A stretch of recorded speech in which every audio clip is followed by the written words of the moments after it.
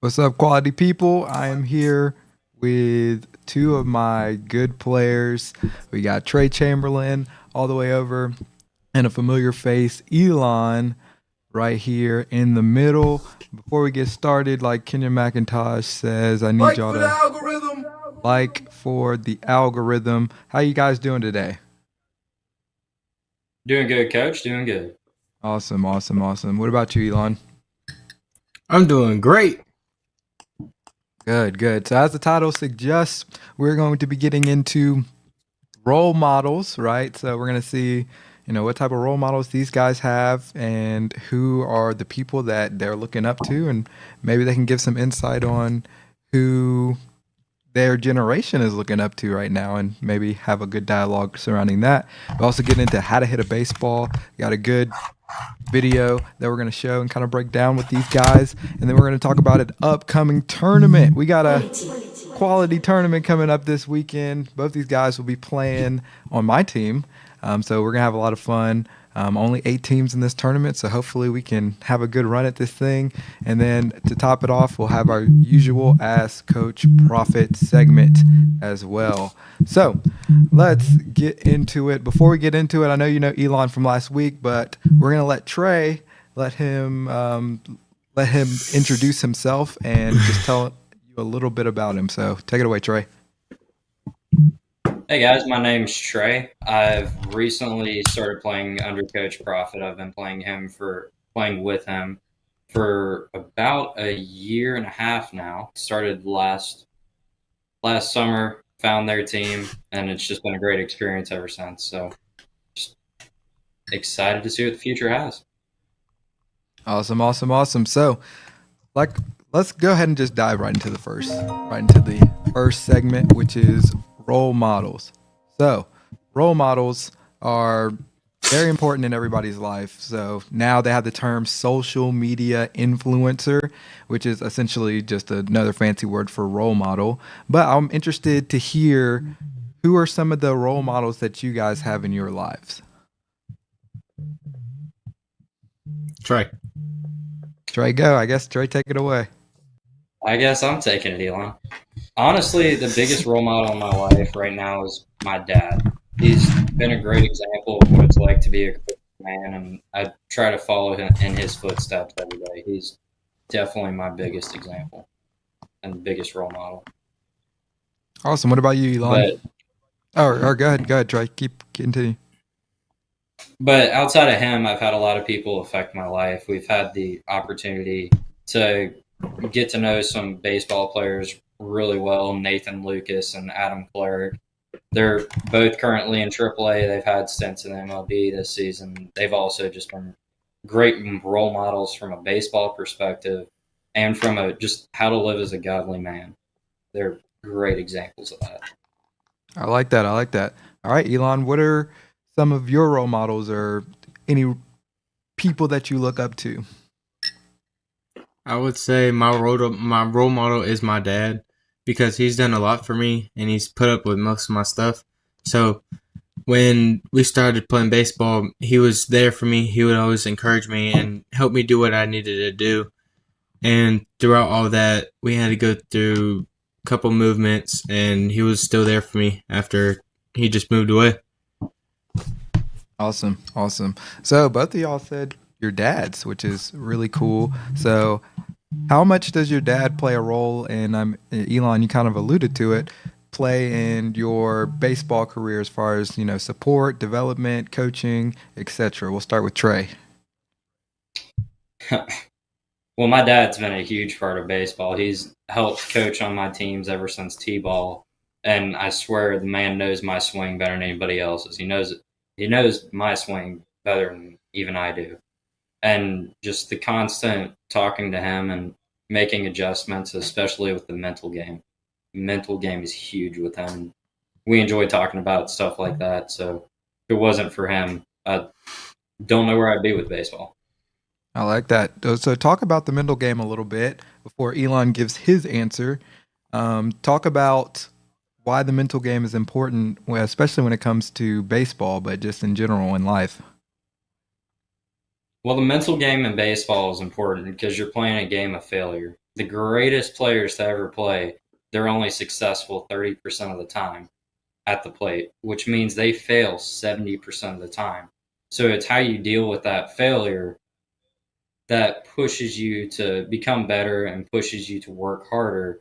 But also, if you don't deal with that failure in a good way, it can have the adverse effect of just shutting down, quitting mentally, and thus you fail, just completely fail.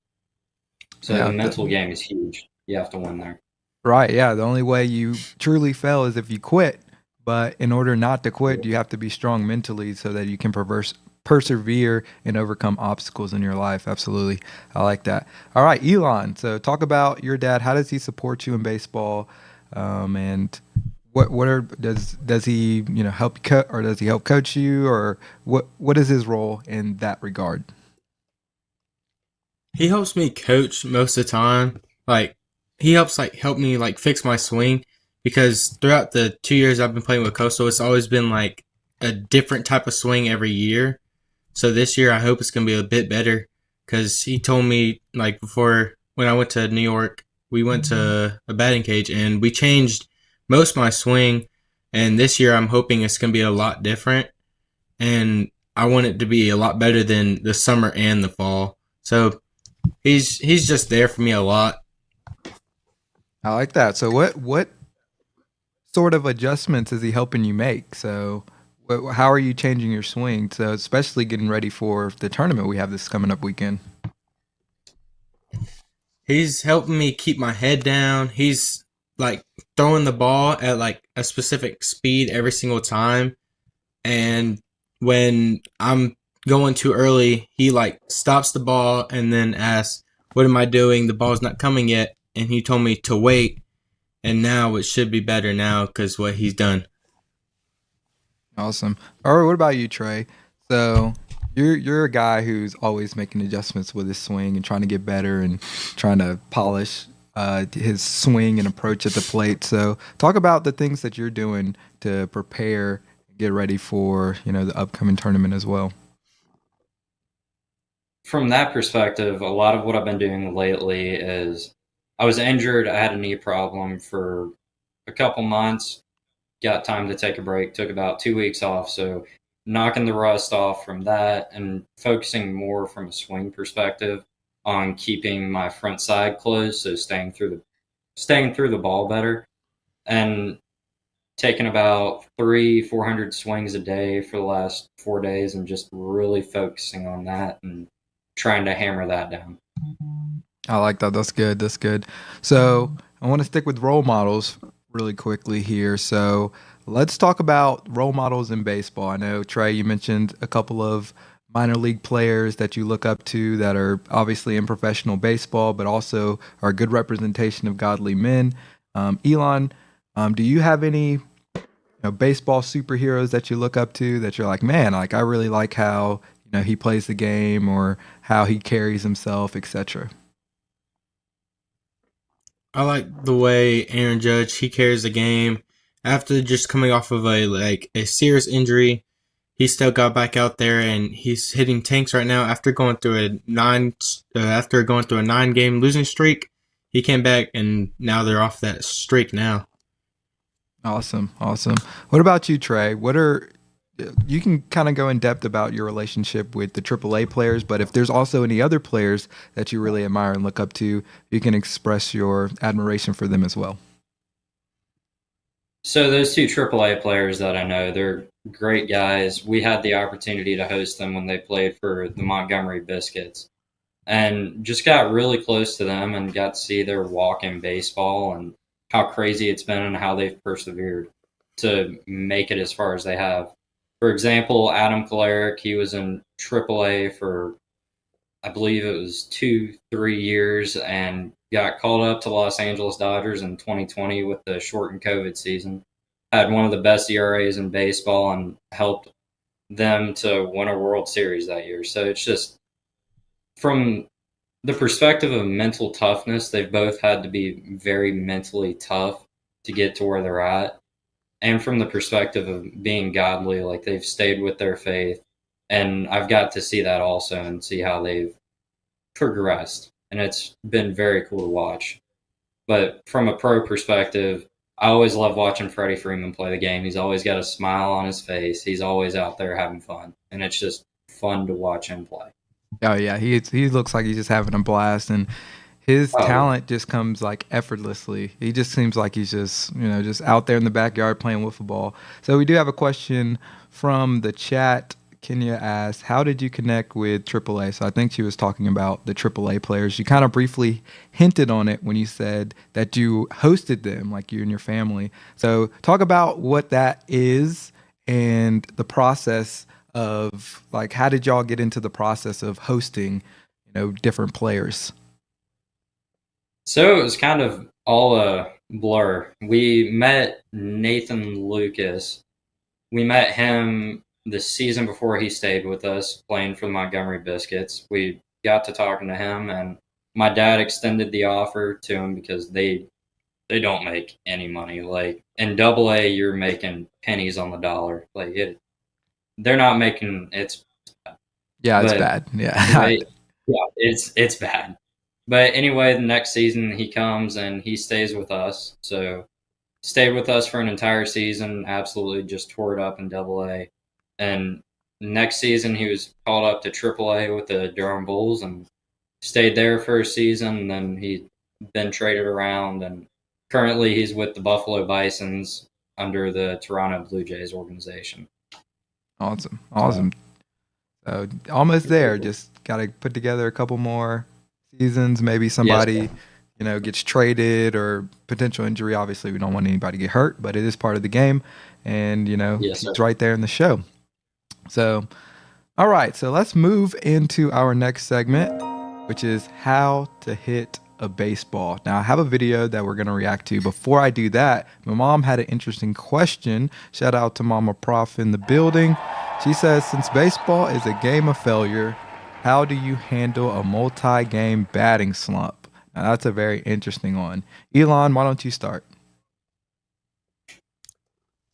So if you're going through a multiple game batting slump, you just got to keep your head up, because if you keep your head down, and if you keep doing that, it's just going to bring your whole entire team down. And if one person's down, the whole entire team's going to go down, and that's going to react to the score, like maybe losing 16-2, 18-1. And at that point, you need to keep your head up, because if you don't, it's not going to go good from there. Yeah, absolutely. So, I mean, when you're in a batting slump, you got to remember that it's called a batting average, right? And so, if you know that you're a good player, then you just got to stick with the process, maybe make a couple adjustments here and there, but it's not the time to go into, oh my God, this is such a dire situation. It's not the time to panic. It's just the time to go deeper into your process and really just stick with what you've been good at, and then everything will start to average out. And so that 0 for 20, 0 for 30 that you just had, well, that just means, okay, now I got some hits that are about to come, just if you're just going along with the law of averages. So what about you, Trey? How would you handle a multi-game slump? Well, for me, it's big on what Elon was kind of touching on there. Me and him are both catchers, so quarterbacks of the team. And we have both accepted that role, so we have to remain mentally strong and just keep our heads down. It's really just a wipe that from your memory. You just have to think that every time you step in the box, you're better than that pitcher, and the training you put in has proved that, and you just have to go out and perform. No matter how bad of a slump it is, you're only one hit away from getting out of it. And you just have to keep remembering that.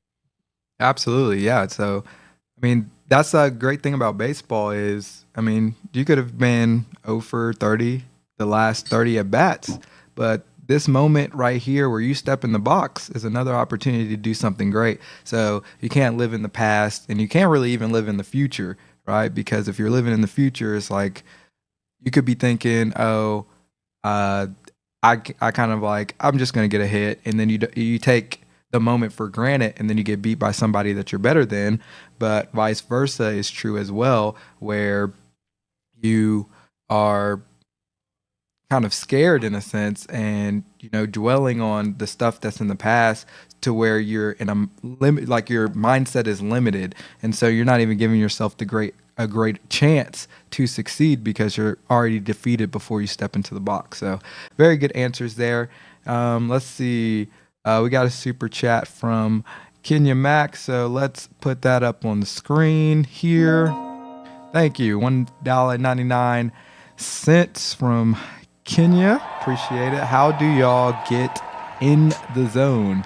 So she's referring to, we've all had those games where you just get in the box and you don't even realize what you're doing. You're just kind of doing it, but you have a great game. Maybe you went 3 for 4 or 4 for 4, and you're killing the baseball, making great defensive plays. And then after the game, you're like, man, that didn't even feel like myself. It was almost like an outer body experience. So a lot of people refer to that as being in the zone or a state of flow. So Ken is asking, how do y'all get in the zone?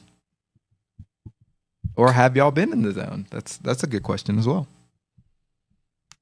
So for me, getting in the zone, that's a place where I'm warmed up, ready to go physically, and I'm mentally prepared for what's about to happen. So for me, hitting is a big thing. I focus on hitting a lot, and I want to be mentally prepared and physically prepared for that. So that's before the game, getting there hour, 30 minutes before any of my other teammates, getting out there, running, stretching, focusing on my knee and my hip flexors, and really making sure everything's loosened up, getting in the cages, taking 3 to 4 rounds, making sure everything's just zeroed in. And really a lot of it too is also like pregame music. I want to have the same routine before every game to get me in the zone. And from my experience, it's worked. And even on games even when I have bad games, next game, same routine, come out and you can go 4 for 4 after going 0 for 8 or whatever happened the day before. You just have to keep the same routine. Same routine gets you in that zone. Yeah, that's interesting. Yeah, because I like what you said, and that kind of alludes to what you said earlier as well, is it's all about like your preparation, right? And when you've prepared properly, now you can just trust your training, which is, I think, something along the lines of what you said earlier, where, all right, I put in this work and now it's just time for me to relax, get myself in this state to where I can just go out and just do what I'm capable of doing rather than trying to think about it so much, which is very important when it comes to sports, because if you're thinking, then you're going to get beat, right? You have a split second to hit the baseball, which we're about to see in the video we're going to react to. But if you don't get yourself in that zone, if you haven't prepared, then you're going to have a hard time, especially in a game of failure where failure is inevitable. All right, what about you, Elon? What are some things that you do to try to get in the zone? So some things I do to get in the zone is before every game, I end up showing like 5 minutes after Trey, because Trey's always there like 30 minutes before, and I'm gonna beat you, once I bud. see him, oh my gosh. So once he's there, after I see him stretch, I start stretching, but it's all about the music and how you keep the same routine going. And before every game, I pray by myself and thank God for the day and what He's done for me. And after I get my couple swings in, I start moving my hips up, and then after that, I start throwing with a really good partner of mine. And that's when I start getting my technique on throwing and getting zoned in. And even before I'm about to step in the box, I breathe like really calmly. Like there's some people who like breathe heavily and try to get out all like what they have going on. For me, I like to breathe calmly and try to do everything I can to calm down, because facing a kid who's throwing 89, 90, 92, it's kind of scary going up there. But if you just calm and take your time and getting in there, it helps you calm down a lot and you can get a better visual on the ball. And that's what I like about music and praying for God and for myself and others. And once I step in the box, I'm ready to go. So y'all both hit on a really key component, which is routine, right? You have to establish a certain routine that allows you to, just get in the state to where you're able to just operate and flow with the game, which I think is very important, especially because some people can get way too amped up. Some people can not be focused enough, and so if you have a routine, right, then part of, if you do the same thing day in and day out, it's like, all right, I'm just doing it, right? We've all probably, y'all both drive now, right? Do y'all Yes, sir. both drive? So, well, maybe y'all haven't had this experience yet because y'all haven't driven long enough. But there will be a day or two where you're gonna drive to your house every single day, right? And there'll be like a night where maybe you're tired or something, or maybe you're just not as, I guess, aware of everything. But then you just kind of end up at home. Like, that you got in the car and you were driving home, but you don't know how you made it home, right? And it's because you're in such a routine of going home. Maybe you've taken that route from school to home or from the baseball field to home so many times that you don't have to be hyper focused on that specific task, to where you just kind of just do it, right? Your body just knows. And that's the beauty of a routine, right? It's like I put in the preparation. Now I just have to get in this routine that allows me to just operate and flow, to where sometimes I'm not even aware of what I'm doing because I'm so in this moment doing it. So I think that was a really good points that you hit on there. I see my mom's question in the chat, but we're going to answer that right after we react to this video. The distance from the rubber to home plate is 60 feet 6 inches. Subtracting 5 or 6 feet to account for the pitcher's stride, it takes a fastball traveling at 90 to 95 miles an hour about 400 milliseconds to get from the pitcher's hand to the catcher's mitt. The batter is already at a disadvantage because it takes the human brain around 80 to 100 milliseconds just to process the image that the eyes are taking in. On top of that, it's going to take 150 milliseconds on average to get his bat around to meet the ball, and 25 milliseconds for his brain to send the signal to his body to swing. That leaves him with just 125 milliseconds to gauge the pitch and decide whether or not to go for it. To put this in perspective, it takes 300 to 400 milliseconds just to blink. If the pitch looks good, the batter has a 7 millisecond window to meet the ball in a position where he will put it in play. How crazy is that, guys? So when we hit a baseball, essentially, we have like a millisecond basically. So when they say like you have to make a decision in a split second when it comes to hitting, they really mean it, because there's all these different variables. It's not just it's literally see ball, hit ball. That's the only way you're going to be able to hit it, because if you're thinking, right, you literally don't have time to think. You have 7 milliseconds to basically make up your mind and swing the bat. So what do y'all guys think about that video and that breakdown?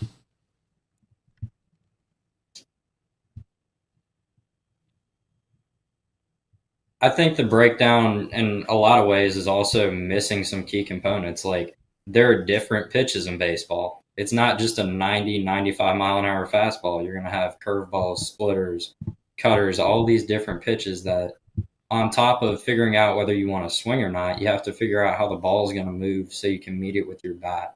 Right, and it makes it much more difficult. Right, that probably breaks it down to make it even less of a split second of reaction time or to decide to swing, because now you're worrying about, okay, it's not just a fastball that's coming. It's like, oh wait, is this a fastball? Is it a curveball? Is the fastball moving? Because fastballs aren't always just straight. We like them straight. If a guy's just throwing that four seams backspin ball right down the middle, that's great. But as you get older and go up in levels of baseball, like, people are going to be trying to move the fastball around. They're going to be cutting it. They're going to be making it run. And then on top of that, they're going to be throwing off-speed pitches that do the same thing. And so hitting's no easy task. No easy task. Do you have any thoughts about that, Elon? I think it's just kind of crazy, because sometimes if you're just blinking, you don't even know it's coming right by you. So you just gotta hope for the best, put your bats to the ball, and just don't even think about it. when I blink and it's right there, I just throw my bat and probably make some firewood right there. But That's funny. Gets sawed off. That's funny. All right. So, my mom had an interesting question. She asked, "So, are y'all eating well and getting 7 to 8 hours of sleep?" yes. So my biggest problem is the sleep. Yeah, I Usually know. it's 'Cause 7 hours. I feel like every It's time you come to the constant. cages, you're like, "Yeah, I only got 4 hours of sleep last night." I'm like, "Trey, what's up?" But go It's ahead. I'm not for a sorry. lack of trying either. But on a daily basis, my goal is to get 7 to 8 hours of sleep. I try to do that. I'll go to bed around 9 o'clock, and my alarm in the morning set it for 6 o'clock. So between 6 o'clock and then 9 o'clock again that night, that's all I have for training and schoolwork and eating well. And eating well for me is just high protein, high calorie, trying to gain weight. I got you. So, what are y'all doing? Or, well, before Elon answers, what are y'all doing to, get bigger, and as far as like eating and your diet? So, like, well, I know Trey kind of answered it with high protein and everything, but gaining weight also requires you got to work out and lift. So, what are some of the things that y'all are doing in that regard? So I've incorporated along with going to the gym for hour and a half a day. I've also incorporated a lot of body weight stuff and sprint work. So a lot of sprint work going in every day, trying to get my 60 time down and be a better base runner by doing that. And a lot of body weight workouts, push ups, pull ups, sit ups, squats, lunges, just everything you can think of. Awesome, awesome. So, Elon, are you getting 7 to 8 hours of sleep and eating well? Yes, I am, Coach. Yes, I am. All right, take us through that. Take us through that. So right now for wrestling season, I have to cut down in a couple, I'd say a month or so. I got to cut down to 175. But during baseball season and prior to wrestling season, I've been eating a lot, hitting the workout room at school for school time. And after, I'd say, a couple months of just eating for summer ball, I've seen an increase on my speed and how my like work ethics are, and just more of like my mobility and how my muscles work. Awesome, awesome. So yeah, I mean that's a big part of like feeling good is eating good, and the big factor that a lot of people miss, including me sometimes, is the sleep. Right? Sleep is actually will help you live longer than a healthy diet. It's I think that's scientifically backed up, if I'm not mistaken, as well. So we talked about how to hit a baseball, a little bit about their approach. Now let's talk about the upcoming tournament. So, the upcoming tournament coming up this Saturday and Sunday is when we will play. So, these guys, like I said, are going to be on my team. So, let's talk about what you guys are looking forward to in playing in the tournament, and what are some of your goals for this upcoming tournament? So I'm more excited for a couple of the games, but I'm just excited to meet the new teammates and how we can work as a team. Because, like if you're drawn on like a travel ball team, you don't know what team you're going to be on. So it's just a matter of like time before you can like get to know your teammates and how everybody's going to react. But my one goal for this tournament is to beat the upper class white if we make it to the bracket play.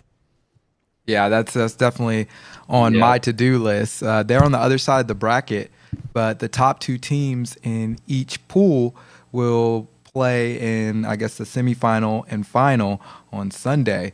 And so, if we do well in our pool, we could be matched up with that upper class white team on the other side, which we scrimmaged this past weekend. It was kind of a very informal scrimmage, just really getting some guys to do some work. But I think it'll be a really, really good game, especially because that'll be either the fourth or the fifth game of the weekend. So we'll really get to test like how our stamina is, how deep the pitching staffs are, which I think our team, like looking at our pitching, we probably have a little bit. Yeah, we have a little more pitching than they do, and so yeah, I think it'll be a battle because they got some guys that can hit. I mean, we have some guys that can hit, obviously, but their team was really solid this past summer, so they have a lot of chemistry as well. So yeah, I'm looking forward to the upcoming tournament. This is probably the most excited I've been going into a season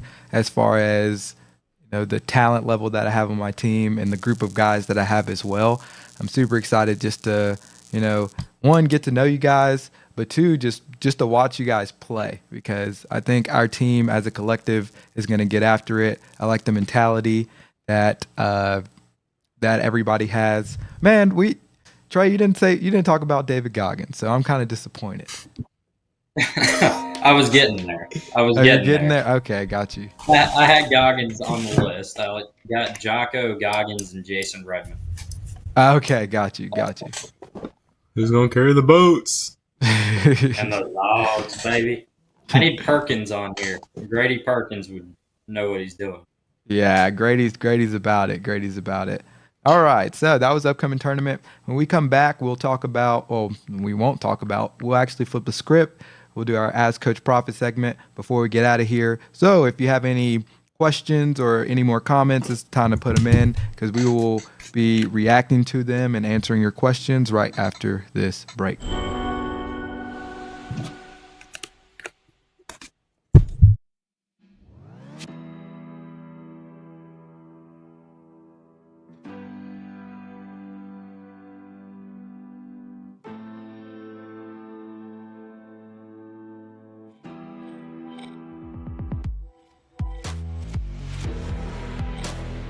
About that knee drop.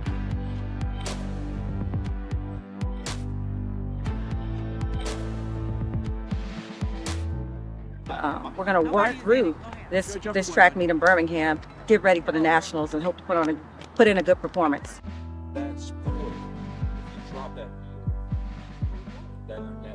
Just making sure she pushes out of both legs out of the blocks and not just relying on one leg. Wow.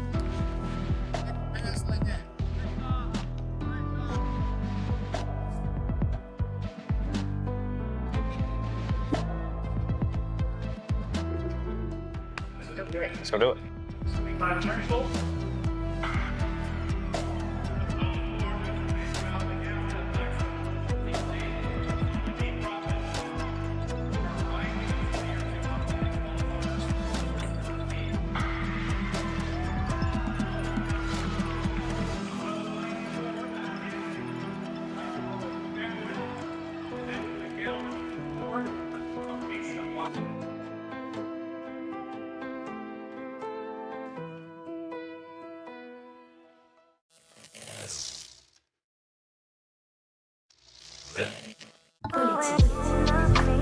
All right, welcome back, quality people. We got two of my favorite players, Elon, Trey. We're about to get into our next segment where they're going to flip the script and ask me the questions. It's Ask Coach Profit. Before we get into that, I need you to like for the algorithm. Need you to like for the algorithm. So we got some comments from Landon Harrington. Let's see. Oh my gosh. Is Elon even good? I'll reserve my answer. So I'll pass that to Trey, and then I'll answer after that. I'll put it to you this way. The man had more triples last fall, than he did singles. So he's pretty good. Yeah, he did. Yeah, he hit a lot of triples last fall, and I think you hit maybe like two this summer. But the two you hit were really big, like that one triple at that what was that field? I forgot that field. It was that high school where the first game we only had 8 players because we're not even gonna get into that. But yeah, that was. We're not gonna get there. But the second game you had a big triple there. No, that was inside the park home run, wasn't it? That was the third game. Yeah, that was inside the Parker. Yeah. That was the third game? Yeah, because Oh, that was the okay. team that we got cheated off of. Oh yeah, that team. Yeah, Yeah, that was that crazy. was That was great. crazy. Baseball. So let's see. Landon Harrington says me and Elon were throwing the ball and he threw it 20 feet away from me. Oh no. Man, is Landon supposed to be your I never- friend? Is he- I never played baseball with him before. That's He's one of hilarious. my friends. He's outside somewhere running around. I got you. He's tuned in. Well, thank you for might tuning wanna in, go Landon. Nice. All right. And then my mom's told Landon, he said, yeah, Landon, I heard Elon is a beast. so she probably heard that from me. So my mom's got your back. So I believe this question is directed to me. So before you get into your questions, Kenya asked me, what does legacy look like to you? And it's kind of funny that she asked this question because I've been thinking about this over the past, week or two, and it's kind of changed because there's I forgot what the quote was. I think it's by Soccer. It was one by the Stoic. One of it's a quote from one of the Stoics where it's like you can't basically revel in your post, not partum, posthumous death, basically. So you really want to do your best to squeeze everything that this life has to offer while you're here, because when you're gone, you can't really celebrate it, right? I mean, you can leave stuff for people, but there's nothing that you can do because you're gone. You've gone on to better places, hopefully, as long as you've done what you needed to do in this life. And so legacy is more about, for me right now, it's more about attacking this specific moment and making sure I'm as sharp as I need to be right now, moment to moment to moment. Because if we get too foresighted, right, then that can actually cripple us in this current moment. And of course, like, looking back is always a bad idea, because if you just get stuck in the past, then you're going to be doomed to repeat it, and you're doomed to, well, you're crippling yourself as well, because you're not being as sharp as you can be in this moment as well. And so legacy for me is more about, okay, I have this goal, but what am I doing in this moment to reach that goal, right? But I have to be focused here and now. So right now I'm doing a podcast with you two. So I'm focused on, being in this moment right now and speaking the best that I can, articulating myself the best of my ability, and putting on the best production that I can in this moment. Now that can serve my ultimate goal of building this really big media empire, which is more of a legacy thing, but legacy has to be, I'm in this moment. It can't be, I'm not at this point in time, or I have to get to this spot, because you don't necessarily know how that goal materializes. You can have a goal in mind, right? But how you get there might be completely different from the plan that's in your head. And you got to be willing to, bob and weave with the punches. And if you're not in the moment, it's very hard to be flexible, right? Because if you're just hyper focused on, all right, I'm got to get from point A to point B and it has to look like this, right? When reality hits, then that's when you're more prone to quit, because it's like, man, this isn't what I seemed. I'm bowing out. Does that make sense, guys? So yeah. Yes, So sir. legacy is more about, okay, set this goal, right? And I'm working towards this goal, but I have to be very present in this moment, right? And that also goes back to, getting in the state of flow, developing a routine, and having preparation that allows you to execute in this moment to the best of your ability, so that you can eventually reach that goal. So yeah, that's a great question from Kenya Mack. I think Landon asked, "Where are y'all from?" So I think he was asking the chat, but I'll go ahead and say I'm from Warner Robins, so I'm probably not too far away from you, Landon, if you're with Elon. And then I think Trey is in Alabama. Yeah, I'm the furthest. I live in Opelika, Alabama, just right outside Auburn. Do you roll Tide? No, War Eagle. Oh, okay. I see. I always go back and forth because I'm not a big college football fan, so it's kind of like, oh, whoever has the But better team you is. gotta pick one. You gotta pick Yeah. one. If I had to pick one though, I would definitely pick Alabama because I really like Nick Saban. So I'm sorry. Are we even friends anymore? I mean, you're my player, so we don't got to be friends. All right, coach. All right, so now it's time for y'all to ask Coach Profit, as it says here. So, fire away, boys.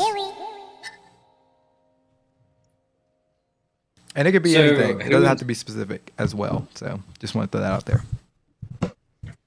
so who were some of your role models when you were our age growing up? Like, who are those people for you? All right, one of my biggest role models was this gospel artist named Ty Tribbett. And the reason I like him so much was because he was very high energy, and he was like, if you like, he's very high energy now. He's a little bit older, but when I first was introduced to him, he had like these long dreads, kind of looked like a wild man, had the beard and everything, but he would just go crazy, just jumping around for God and spreading the message. And his songs were very high energy, and they were very good. They were composed very well, which is what I liked about it. So he wasn't just like rah rah rah in your face, like high energy. It was, yeah, you give me energy, but also this is a beautiful composition, and how he was layering stuff and the instruments that he brought together and the manner that he did it was so beautiful to me that that's the reason why I started to, write music and want to put on like these productions, because I saw Ty Tribbett do it, and I was like, man, like I want to be able to write music. So then I started writing music, but then I was like, he throws these like cool like just shows and productions and stuff. So how do I do that? Because I want to, the message that I have, I want the audience to feel a similar way that I feel when I watch or I listen to Ty Tribbett. And so I think what you see today, right? How I put together productions, how I string things together, it's been an inspiration that was drawn from my admiration of Ty Tribbett growing up, because I saw him, how he was doing it, and he always did it a little bit different than people, but also in my opinion, it was always a little more polished and a little better, or it was better because it was unique, and it was very authentic to who he was, right? And so there's other people that were in a similar lane that were authentic to who they were, but I liked him the best because he, kind of matched my interest in who I am authentically as well. So Ty Tribbett was a big one. King Griffey Jr., from a baseball perspective, was huge. I would watch his highlights before every single college game. I think I watched King Griffey highlights, I watched Miguel Cabrera highlights, and I watched Andrew McCutchen highlights. I actually went on MLB.com and ripped some videos of, them just hitting doubles, them hitting home runs, and I made like each one of them like a separate highlight video, and then I put like the music that I wanted to it, so I could like actually watch it myself. And it was like my own highlight reel that I created, and I would just watch that over and over just to get inspired. And that was part of my routine, going back to preparation and getting into the zone. That was part of how I got into the zone and got ready to play pretty much every college game. Very cool. Yeah. So All was right. that like your biggest part of getting in the zone, or did you have to do other things? So for me, I had to like calm myself down. So I wasn't one that gets super hype. I'm one that's just like, all right, I need to get even killed, get to even, because I'm always naturally a little more high energy. And so I would listen to music. I always listen to music. I forget if I did it before or after. I would watch the highlights either probably before I listened to music. When I listened to music, it wasn't like the traditional like get pumped up workout songs. There was more things that helped me to think right while I was listening, so that I could kind of calm myself down, mellow myself out. And when I think, for me, it's a more of like like when I start to think, I get into like this meditative zone where it's kind of like, yeah, I'm living life and I'm kind of thinking and I'm just kind of riding this wave. For some people, when they start to think, they just kind of get like overwhelmed and their brain starts going everywhere. But for me, I just start to flow with life, right? And so that's what I tried to do before I played any game or any sport, was just try to get in the zone, try to think about the task at hand, and that kind of helped me visualize, okay, if this certain scenario comes up, I can see myself doing this, I can see myself doing that, and different things like that. So that's kind of how I was able to. That was probably the biggest component, was the music and the thinking. I guess the visualization, as you would say, the thinking about, okay, this is what I'm trying to accomplish today. Let me see myself doing it, so that when when I'm faced with this situation in real life, I've already essentially done it. Now it's just, okay, go out there and execute. Very cool. All right. Any other questions? I got nothing. I ain't got none. You ain't got none? Actually, Okay. hold on. I do got some. Okay. Hit me with it. Oh Lord.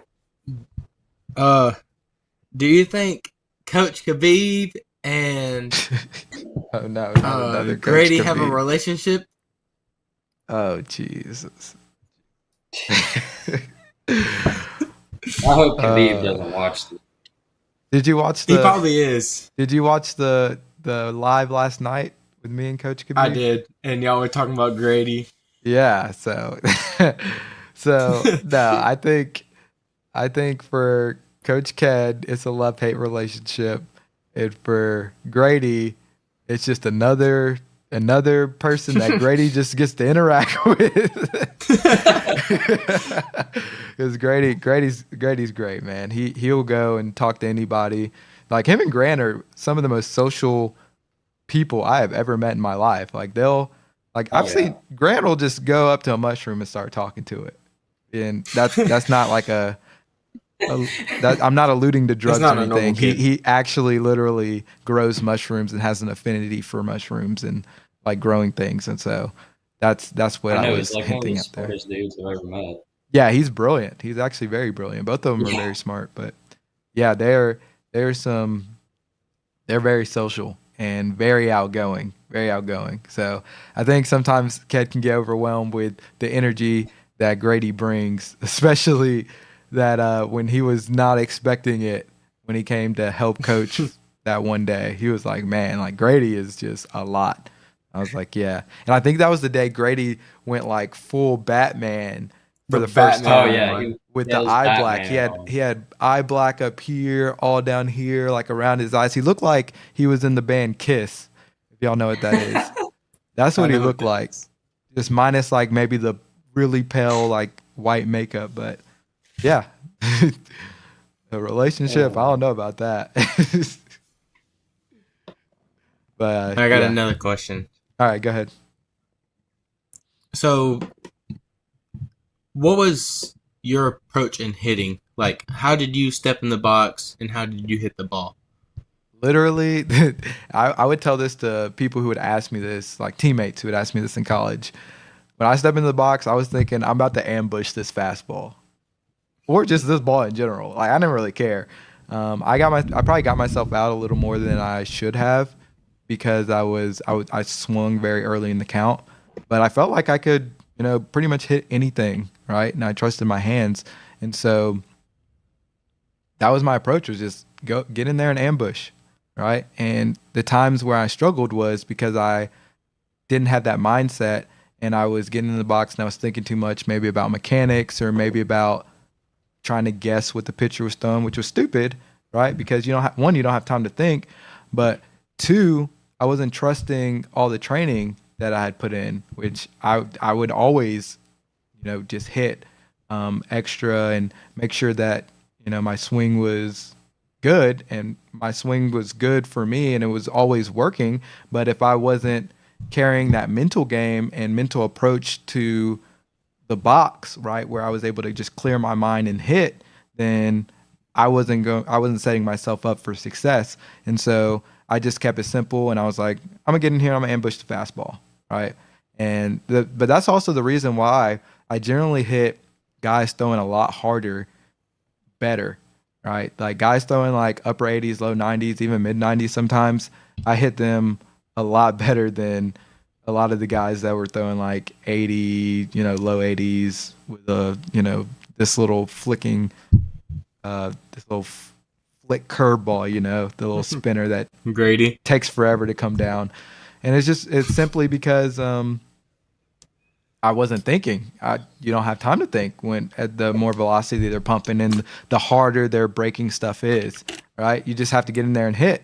And so I actually always loved facing harder pitchers, normally because the guys who threw harder were better. And so I always felt like, I'm getting this guy out of here. You know what I mean? Like it's almost like he thinks he's good, but I'm about to show him. So when I had that vibrato and that confidence when I stepped in the box, right? Even if that guy was, I guess, better or statistically better or whatever you want to call it, like I didn't care, right? Like you're not gonna intimidate me, right? Because at the end of the day, the pitcher's got to throw the ball and I got to hit the ball, right? And one or two things are gonna happen: the pitcher's gonna win or I'm gonna win, right?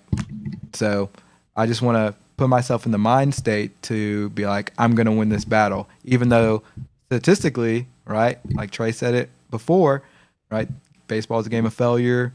Even if you fail 70% of the time, which means your success rate is about 30%, that's good in baseball. And so how do you overcome that, right? Because you can really dwell on the 70%, and that'll really mess with your psyche, right?